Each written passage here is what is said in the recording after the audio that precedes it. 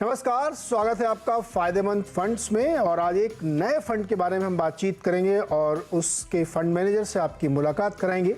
ये फंड बिल्कुल नया है, अभी इसका एनएफओ शुरू होने वाला है और उसमें आपके लिए निवेश के बहुत अच्छे मौके बन सकते हैं।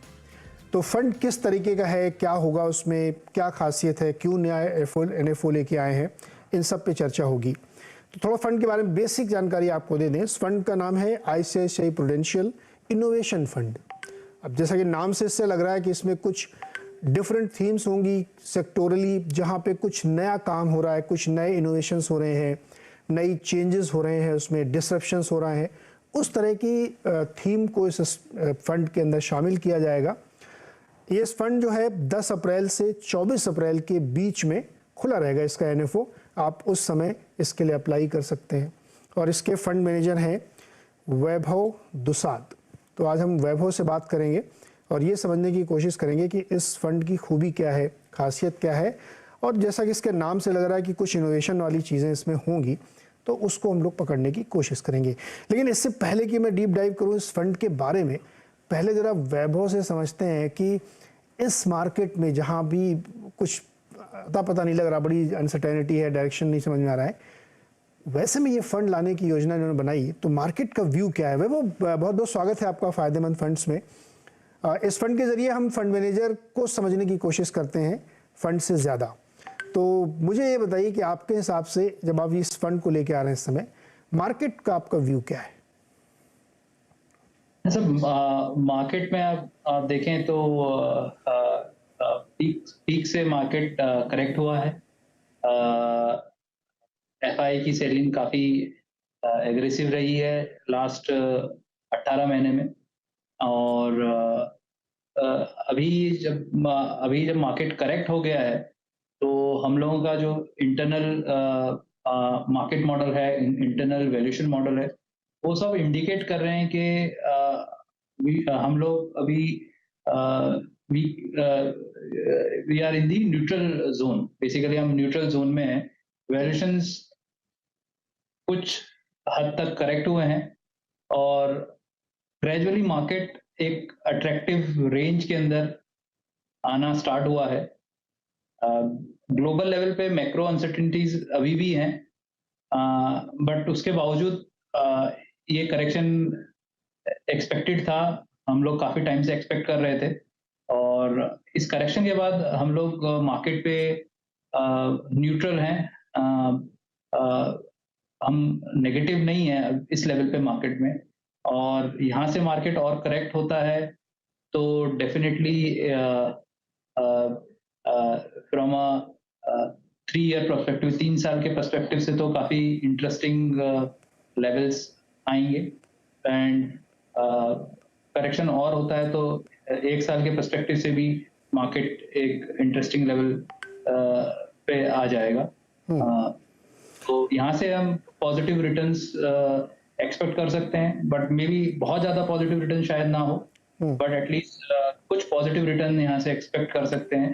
तो सिचुएशन जो 8-9 महीने पहले थी, उस टाइम्स में फ्रॉम रिटर्न पर्सपेक्टिव इंप्रूव हुई है और टाइम करेक्शन भी हुआ है मार्केट में और एब्सोल्यूट करेक्शन भी हुआ है।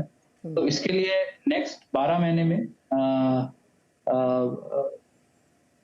We can be bit constructive on the market. America में आप देखिए जो इकोनॉमिक डेटा है, वो चाहे पीएमआई का डेटा हो या डेट की तरफ पैसे मूव होने का डेटा हो या वहाँ पे अर्निंग्स पे इम्पैक्ट आता हुआ दिख रहा हो, ये एकदम अब विजिबल है। ऐसे में क्या हम अपने आप को डिकपल करके चलेंगे कि हम यूएस में मान लीजिए बहुत खराब भी होता है तो हमारे ऊपर ज़्यादा असर नहीं आएगा? नहीं, तो ये कहना मुश्किल है कि अगर यूएस इकोनॉमी काफी खराब होती है तो इंडिया पे असर नहीं आएगा। इंडिया पे भी इम्पैक्ट आ सकता है उसका।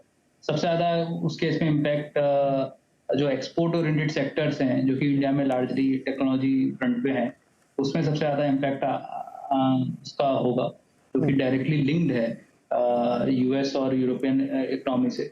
बट अगर हमारा डोमेस्टिक सिचुएशन देखें तो इसमें आई थिंक क्रूड ऑयल के अलावा आई थिंक कुछ स्लो डाउन है यहाँ पे कंजम्पशन में। अर्बन स्लो डाउन है, रूरल स्लो डाउन है। बट कुछ फंडामेंटली ऐसा नेगेटिव नहीं लगता है। Government is doing right on all the fronts. तो इसमें ऐसा कुछ बहुत नेगेटिव इंडिया स्पेसिफिक नहीं लगता है। हम्म, ये स्लो डाउन कब खत्म होगा, उस पे शायद टाइमिंग करना मुश्किल है, but I think, I hope कि ये स्लो डाउन टेम्पररी होगा। गवर्नमेंट का फोकस है कैपेक्स पे, कंस्ट्रक्शन पे, रियल एस्टेट पे। तो ये सब जो है मीडियम टर्म में मल्टीप्लायर इम्पैक्ट क्रिएट करते हैं हम्म, इकोनॉमी में। और इनके कारण आई थिंक मीडियम टर्म में वेज आउटलुक जो है वो भी इम्प्रूव हो सकता है, real veg outlook. Inflation moderate हो सकता है। तो आई मीन काफी सारा लास्ट 12 मंथ्स में हो चुका है। We have gone through a lot of pain also in last 12 months. Hmm, काफी सारी इंटरेस्ट रेट हाइक्स भी हो चुकी हैं अभी।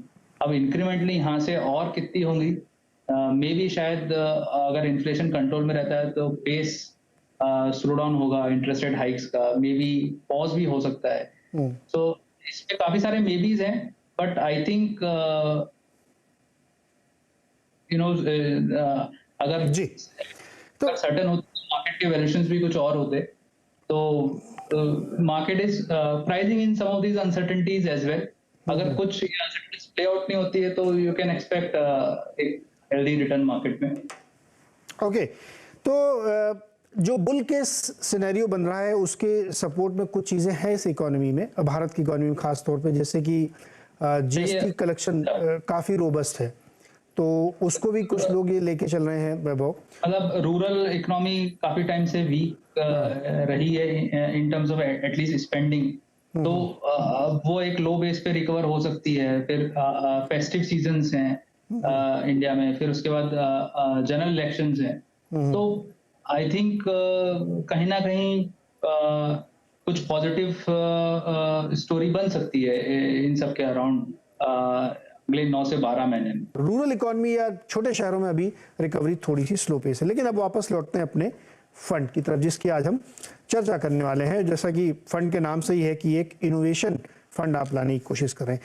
ये मुझे पहले बताइए कि ये जो इनोवेशन फंड है, ये इसके पीछे आपकी सोच क्या है, इसका मतलब क्या है, इनोवेशन से क्या मतलब आपका, किस टाइप की कंपनीज या थीम्स या सेक्टर्स आप चुन रहे हैं? नहीं, आई मीन इनोवेशन एक अपने आप में बहुत बड़ा टॉपिक है, बट मैं फंडामेंटली बताता हूँ कि इनोवेशन आप देखेंगे लास्ट 20 years और even if you go before that, I mean innovation एक एक बहुत बड़ा ड्राइवर रहा है मार्केट कैप क्रिएशन का। इनोवेशन एक बहुत बड़ा ड्राइवर रहा है ग्रोथ क्रिएशन का। और ग्रोथ क्रिएशन से मल्टीपल एक्सपेंड होते हैं, मल्टीपल एक्सपेंशन से मार्केट कैप क्रिएशन होता है। तो आई थिंक लास्ट 20 years में जो भी एक्सट्रीमली सक्सेसफुल स्टोरीज रही हैं इंडिया में और यूएस में और मे बी दूसरे और मार्केट्स में, उन सब में एक सक्सेस टुवर्ड्स इनोवेशन एक बहुत बड़ा फैक्टर रहा है। ना कुछ कंपनीज बहुत एक्सट्रीमली ज्यादा सक्सेसफुल हुई हैं, कुछ कंपनीज कम सक्सेसफुल हुई हैं और कुछ कंपनीज नहीं सक्सेसफुल हो पाई हैं। बट ये एक बहुत बड़ा ड्राइवर रहा है हिस्टोरिकली मार्केट कैप क्रिएशन का। अब इनोवेशन आप देखें तो इनोवेशन भी बहुत सारे तरीके के हो सकते हैं, उसमें बहुत सारे कैटेगराइजेशन हो सकते हैं। हम लोग जैसे सोचते हैं, एक तरीका ये भी सोचने का है कि इनोवेशन एक रेडिकल इनोवेशन हो सकता है, और या डिसरप्टिव इनोवेशन हो सकता है, या इंक्रीमेंटल इनोवेशन हो सकता है। तो बेसिकली कंपनीज इन तीनों कैटेगरीज में किसी भी कैटेगरी में हो सकती है जो कि फोकस कर रही है बेसिकली। तो इनोवेशन प्रोडक्ट लेवल पे हो सकता है, प्रोसेस लेवल पे हो सकता है, सर्विसेज लेवल पे हो सकता है, सॉल्यूशन लेवल पे हो सकता है।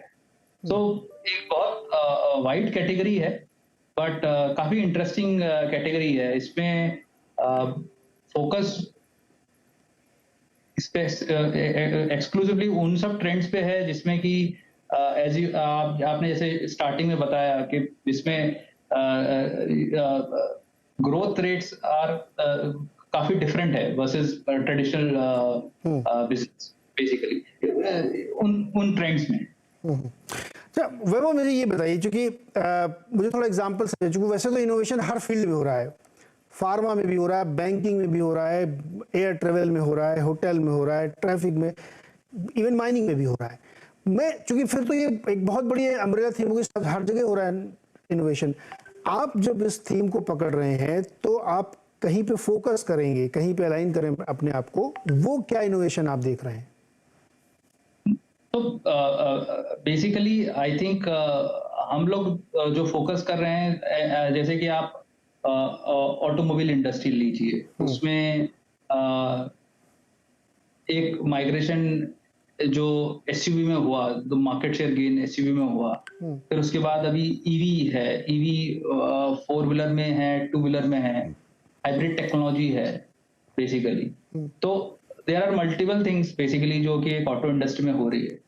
हम लोगों का फोकस उन सब स्टोरीज में रहेगा जो हमारे हिसाब से लॉन्ग टर्म में जो इनोवेशन सस्टेन करेगा, जिसकी की ड्यूरेबिलिटी 3, 5, 10 इयर्स होगी। वो थीम एक लॉन्ग टर्म थीम बनेगा आगे जाके, और उसमें कौन सी कंपनी जो है जो सबसे ज्यादा सीरियस है, जो सबसे ज्यादा स्ट्रांगली इन्वेस्ट कर रही है, जिसके पास सबसे ज्यादा बेटर टेक्नोलॉजी कैपेबिलिटी और पार्टनरशिप्स हैं, जिसकी सबसे ज्यादा प्रोबेबिलिटी है उस इनोवेशन थीम को लेके उसमें सक्सेसफुल होने की, उसमें मार्केट शेयर गेन करने की, और उसमें एक अच्छी रेवेन्यू और प्रॉफिट्स बनाने की फ्यूचर में।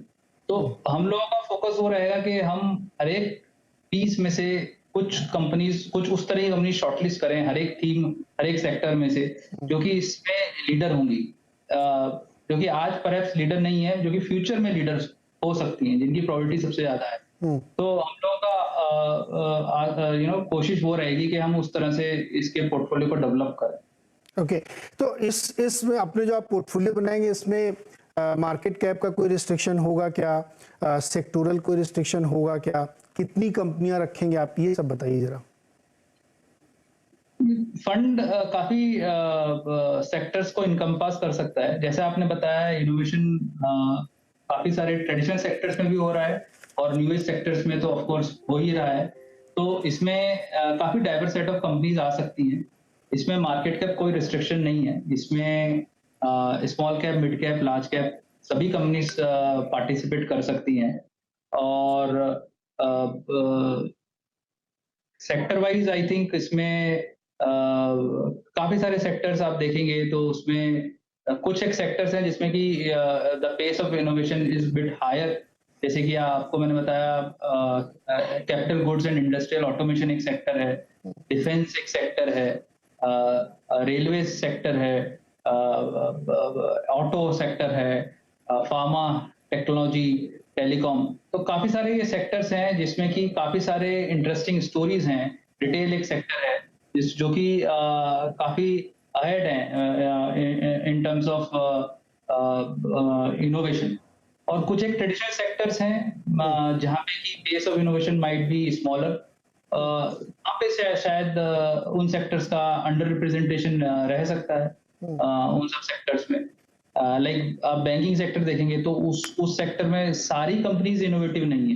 मे बी कुछ कंपनीज इनोवेटिव हैं, कुछ कंपनीज कम इनोवेटिव हैं। फिलहाल एक छोटा सा ब्रेक लेते हैं, और ब्रेक से जब वापस आएंगे तो इस थीम को और आगे समझने की कोशिश करेंगे कि किन किन सेक्टर्स में सबसे ज्यादा इनोवेशन होने की गुंजाइश है, जिसको इस फंड के अंदर शामिल किया जा सकता है।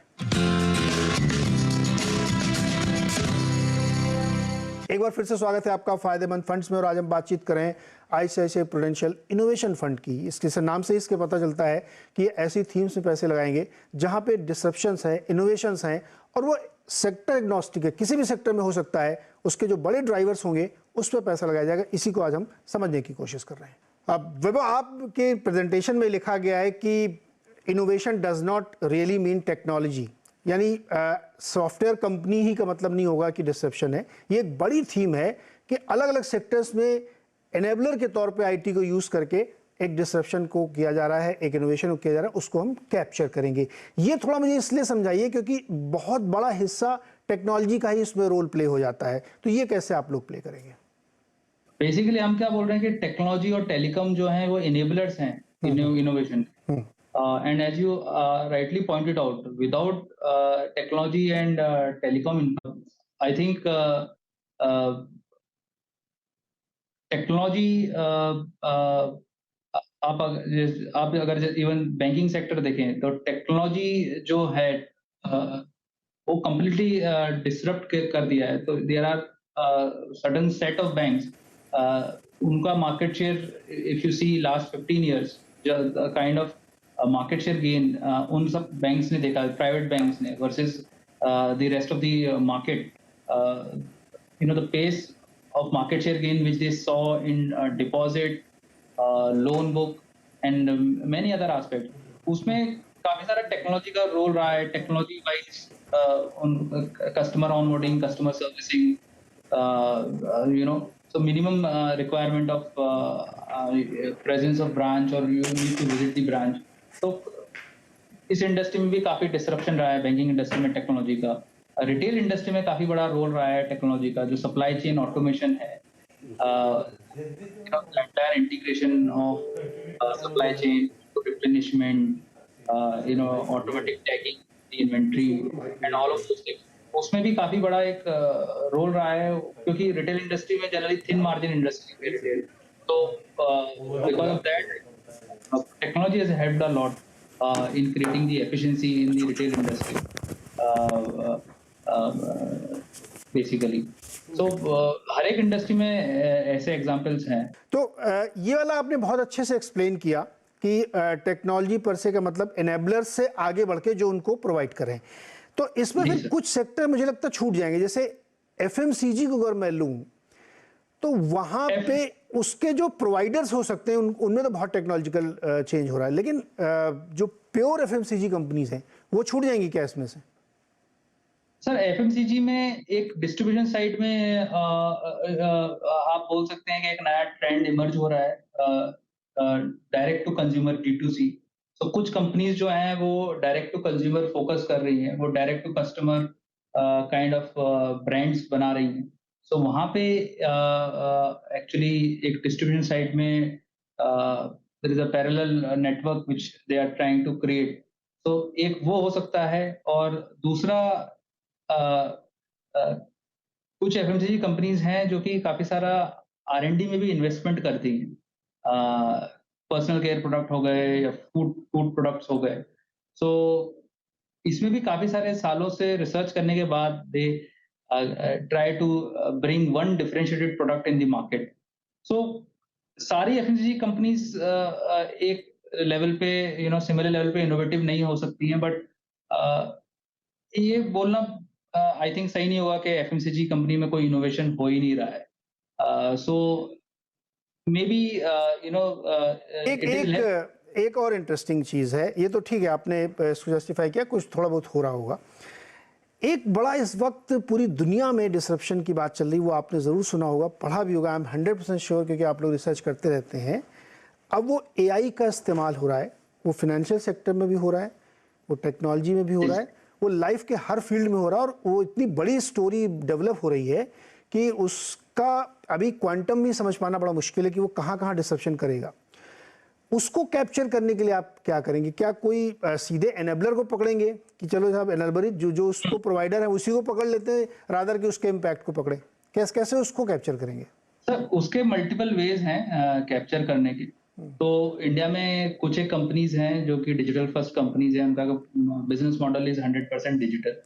They actually use lot of these artificial intelligence in machine learning kind of technology, image learning kind of algorithms. तो एक तो आप उन पे देख सकते हैं, उनको एवेल्युएट कर सकते हैं। सेकंड पॉइंट जो है वो जो आईटी सर्विसेज कंपनीज है इंडिया में, वो तो एक ग्लोबल लेवल पे they are actually scaling up the operations for many of the global clients on this artificial intelligence machine learning front. तो एक वो उसके थ्रू एक प्ले कर सकते हैं, because the growth rate in AI at global level would get reflected in the growth rate what they get from many of these projects। तो एक टेक्नोलॉजी सेक्टर में कर सकते हैं। तीसरा आई थिंक ये फंड जो है 15 to 20% अब्रॉड भी इन्वेस्ट कर सकता है over the period of time. तो डायरेक्टली हम लोग कुछ एक कंपनीज जो हैं यूएस में अगर हैं जो कि स्पेसिफिकली इस फील्ड में फोकस कर रही हैं तो उनको भी इवेल्युएट कर सकते हैं। सो उस तरह से भी प्ले कर सकते हैं बेसिकली। जैसा कि ICICI प्रूडेंशियल का ये इनोवेशन फंड है और जिसमें बहुत बड़ी एक थीम होगी, जहाँ पे बढ़िया इनोवेशन हो रहा है और बहुत अच्छी ग्रोथ कैप्चर हो सकती है उसके ज़रिए, उसको इसमें शामिल किया जाएगा। 10 से 24 अप्रैल के बीच में ये फ़ंड खुला रहेगा, आप इसमें पार्टिसिपेट कर सकते हैं। और बहुत इंटरेस्टिंग है इसकी थीम कि जहाँ जहाँ डिसरप्शन हो रहा है उसको पकड़ने की वैभव कोशिश करेंगे। तो जब ये फ़ंड एक बार कंप्लीट हो जाएगा, इसका NFO कंप्लीट हो जाएगा, कुछ दिन ये चल जाएगा, तो हम एक बार फिर से रिव्यू करेंगे और फिर देखेंगे कि क्या क्या शामिल किया गया। तब थोड़ा और मज़ा आएगा इसको रिव्यू करने में और फिर एक बार हम वैभव से बात करने की कोशिश करेंगे जिसमें मज़ा आएगा कि भाई क्या क्या शामिल किया, तो थोड़ी सी और डिटेलिंग में बातचीत होगी। वैभव, बहुत बहुत शुक्रिया हमारे साथ जुड़ने के लिए और बहुत शुभकामनाएं इस फंड के लिए कि सक्सेसफुल हो और लोग इसमें पार्टिसिपेट करें और वेल्थ क्रिएट करें। बहुत बहुत शुक्रिया हमारे साथ जुड़ने के लिए। Thank you Neeraj, thanks.